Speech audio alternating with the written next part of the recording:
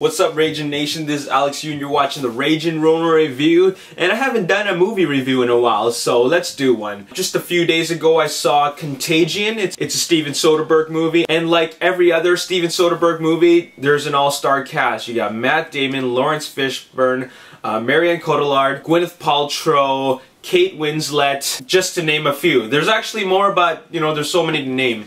Anyways, the movie is really about an outbreak, like an epidemic, one of these big, you know, like the swine flu and SARS and H1N1. It's a movie about a big outbreak of this super disease that nobody knows where it came from. It just explodes all over the world in a really exponential rate, and it really is about how people deal with it. And the first thing I really noticed about the movie is I really didn't know who was the main character in the movie, because when we first start out the movie, you see Matt Damon, I automatically assume that, oh, Matt Damon's gonna be the main character. But everybody else is actually given an equal amount of screen time, and there's all these different little stories that I wouldn't say come together, but they're all related in some way. Like, for example, Lawrence Fishburne's character never actually meets Matt Damon's character, but everything about them is related. Like, they're like the situations that they're in all cross paths. So that's actually a pretty cool thing about the movie, and it totally works because of the story and the brilliant writing, because you have these characters from different parts of the world and different circumstances. In the beginning, it starts off a little confusing because you're introduced to so many characters, but at the end, when you see how everything is linked together, it's actually really satisfying. So I really did enjoy this movie. What I liked the most about this movie was that we're guessing the whole time, where did the disease come from? Because that's the question that was constantly asked throughout the movie. You see all of the different characters always constantly asking that question, and nobody really knows, and then you'll find out in the end. I'm not going to spoil anything for you, but I loved how they explained all that. I think it really worked because the big thing that made this movie great was the realism.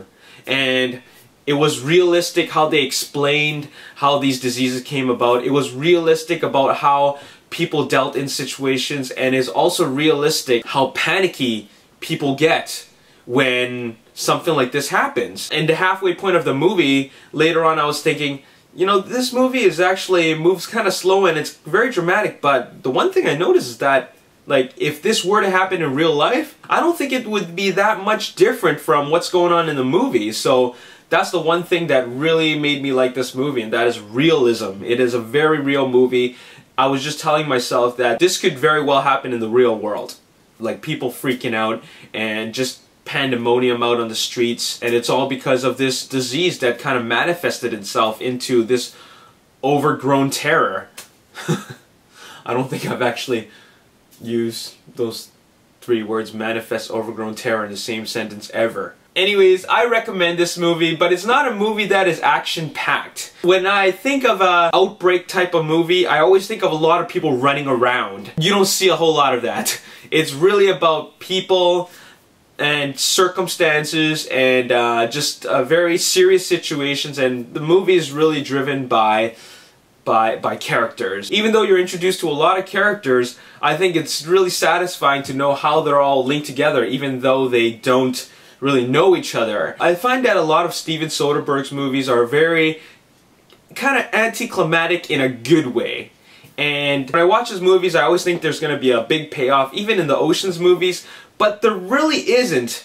However, it's what happens at the end that makes the movie so satisfying, and I don't know how he always does that. Every time I finish watching one of his movies, except for Ocean's 12, I always feel just very satisfied. And I think it's because that he doesn't use a whole lot of, you know, over-the-top storytelling to really make the story work.